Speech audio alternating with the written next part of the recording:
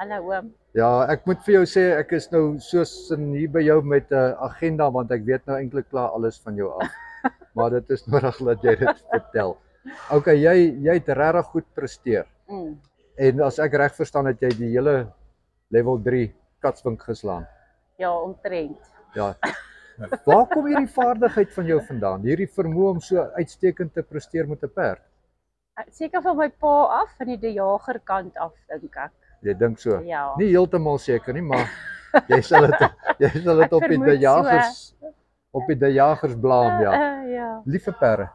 Ja, baie lief vir perde. Ja, behalwe al die sport en al die ander goed, kan jy tyd alleen saam met 'n perd spandeer. Ja.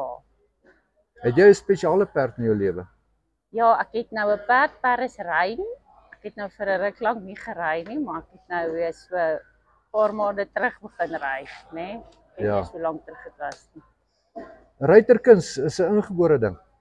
As jy hom onder die knie gee, dan kan jy ry. Ja, ek dink so. Ek dink dit is soos fietsry, iets wat jy nie kan verleer nie. Ja. Ja.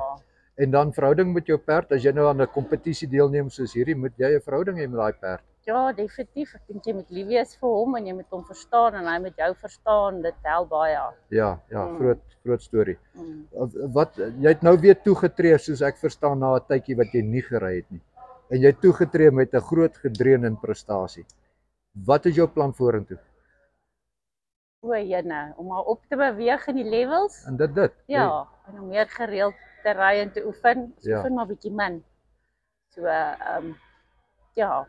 En jou kinders, gaan jy hulle met die perde saamvat? Groot word? Ja, maar ek het al 2 groot kinders. Hulle is op universiteit, so hulle kry nie lekker tyd nie.